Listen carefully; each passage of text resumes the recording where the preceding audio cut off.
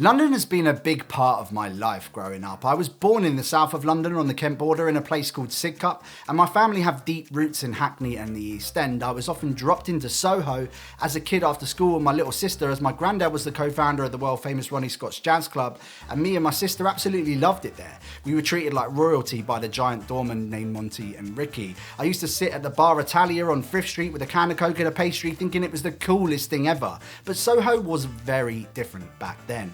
You wouldn't see a Costa Coffee or a Cafe Nero on Old Compton Street. It was all independence before Soho House and these swanky chains all turned up to gentrify the city from the centre outwards.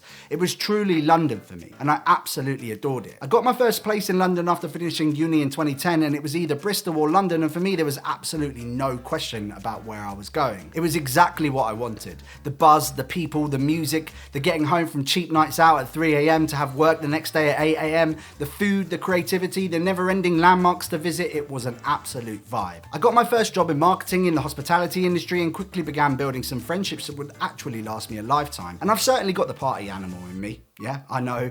And so, London and my job really did cater for that. But aside from that, I'm actually immensely grateful to the capital, as I think these early years in London helped form me to the person that I am actually today. And I wouldn't change it for the world. But in December 2020, I pulled the plug on a 30-year relationship with the capital and moved to the Hampshire and Surrey border. When a man is tired of London, he is tired of life, is a quote by Samuel Johnson, a journalist from the 1770s. My mum, who literally loves London to her absolute core, says this to me all of the time, and whilst I would probably agree with her 10 or 15 years ago, now I definitely don't. So in this video, I'm going to run through 5 main reasons why I left London and why I will probably never move back there again. First, I just want to ask a quick favour. We're actively growing out this channel right now, putting in high quality videos every few days. So if you do enjoy this video, please subscribe to the channel just down there. It really does help us grow more than you know. So the first reason is property prices and the rents. Well, when I first moved to London, I paid £200 a month for a little box room.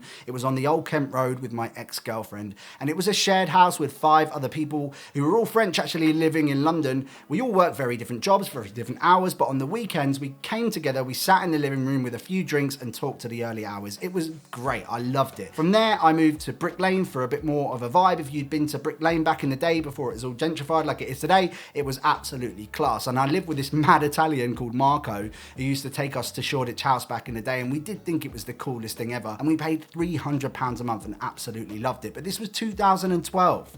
Things were very different back then. By the time I left London in 2020, I was paying nearly £1,500 a month for a tiny but very beautiful 1-bedroom ground floor flat in Black Horse Road, which is the northeast of London on the Victoria line, if you don't know. Now, London's rental price rise has just been insane, even for me back then. And since COVID, I know for a fact it's got a lot worse. My sister is now paying £2,500 a month for a 2-bedroom house in deep South London. Now, if we scan out and look at this graphic of the average rental price for a 1-bedroom flat across the city, you can literally see how crazy it has become right now. I mean, looking at the centre here, it's so expensive, and even around the edges it is too still. Now, when you match that up with the average take home in the capital of around about £2,300 to £2,500 a month, if you're not sharing, then you're either living super far out on the outskirts, which means your commute is absolutely horrendous, or your living conditions are quite frankly pretty terrible. Like, we've all seen those ridiculous listings in places like Camden where it's literally thousands of pounds for a box room that pretends to have a bathroom, but really it's a shower inside of a cupboard. The fact is now, if you're renting in London, you're paying pretty much around 50% of your salary just to rent without even factoring in bills and just general living, which means less time to enjoy the rest of the city. And so for me, it really just takes away from the actual reasons of living there. Now, buying a property on the other hand is likely to be even worse. We were actually looking to buy a flat in Walthamstow in 2020 for £450,000. It was a box ground floor flat, and that was before we decided to move out to Hampshire, where we only ended up paying £350,000 for a 2-bedroom house with a garden outside, bang outside of a country park, and it's still only 40 minutes to Waterloo. And if you ask a Londoner what most of their commutes are like, it was 40 minutes anyway. Equally, the flat in London was literally half the size of what we have now. When you factor in land, so the garden and off-street parking, more like 3 times the size of what we would have had in London, and it's 100 grand less. Now that flat in Walthamstow is basically £500,000 for somewhere tiny on the outskirts of London, let alone the 45 grand deposit we'd actually need, and then with moving costs it would have been like 50 grand. Now according to Zoopla, the average property price for a 1-bedroom flat in Zone 1 is £990,000, nearly £1 million, and in Zone 2 is £761,000, which is just insane. I saw a 1-bedroom flat in Hackney Wick the other day. It was listed for £600,000. I mean, going back to 2012, when I was looking around, you wouldn't even dare to go to Hackney Wick, let alone pay £600,000 for a flat there. So when you're already stretched from renting, saving this kind of money for a deposit is just so hard to do in London. Even saving 25 grand if you were to split it with a partner or a friend would literally take the average person donkey's years to do. Not much of a house. And talking about being stretched, we can't even talk about London without talking about the cost of living.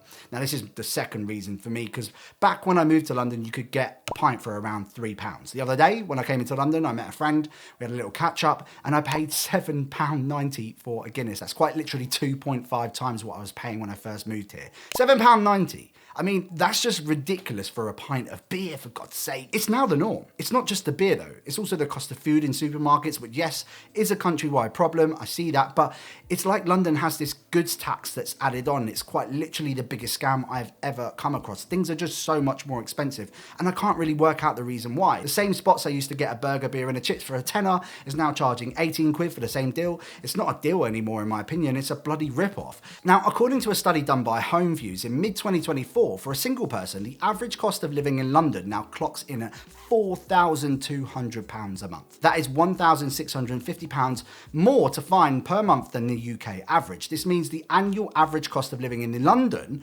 for a single person is £50,400 a year, but the average salary in the capital is closer to £40,000. And for a family of 4, this monthly cost rises to £6,350, or more than £76,200 annually. This makes London the most expensive city in the UK by absolute miles. It's also the second most expensive city in all of Western Europe. No wonder debt levels are on the rise, as it's quite literally unaffordable to sustain a life without severely cutting back on quality of life. Something which for me was a massive factor in my decision. Now, the next big reason for me was the quality of the air and the general cleanliness of London in general. I will say they tried to do something about the poor quality of air with things like congestion charge and lower tax on electric vehicles, which I generally can't seem to notice one bit. The roads are still absolutely gridlocked. You can sit in heavy traffic. When I do actually ever have to drive through the capital, it's a blooming nightmare. And just in general, the streets are pretty grim. Like in places, it's literally sticky black tar pavements, which of course gets onto your clothes and your hair as you actually move through the city. Of course, we have to mention the underground as well, which, you know, I know, everyone knows, it is literally disgusting when you go on it. It literally needs a good old jet wash. I just think it just needs a good old clean, just give it clean. But of course, there's no money for that type of thing. This for me was pretty much amplified as well when I used to travel down to see some family in Kent, and I'd literally get off the train, I'd take that first breath and it felt like I could actually breathe again. And I'm not even joking, but I would quite literally blow my nose and have black bogies coming out from the grimness. Now, I know it's a bit grim, but it was true. That was literally the air quality. And it's a big deal for me. And according to research from Imperial College London, air pollution was responsible for 4,000 premature deaths in 2019. That's 35 times the amount of murders that we had in the capital in the same year. And I think this is a big deal, which leads me on to my next point, which is about the overall busyness. Like, one thing about the capital, which is great, is all your mates are around. You can, you know, meet up after work. They're usually working nearby and you can do things together. I won't knock that at all. I do miss that part of it. But what I will say is traveling to work or to see friends on public transport makes me understand what a bloody sardine might feel like. Most mornings, I'd have some sweaty pit up in my face or be inhaling someone's bad breath as you're shoved up against a dirty window or desperately trying to hang on as a train jolts as someone makes a break for a door trying to make the train before it leaves. You get off feeling like you've gone 5 rounds with Anthony Joshua. And when you finally get back above ground, you get in a queue going out the door for an overpriced cup of coffee, and because we're British, we say sorry to about 10 people for nearly smashing into them with that cup of coffee before you finally do make it into work and you sit in an office which is back to back with cubicles, sitting next to someone whose conversation is about as dry as my nan's flip-flop. And I'm not exaggerating here, that's literally 5 days a week. sometimes twice a day, if not 3 times a day.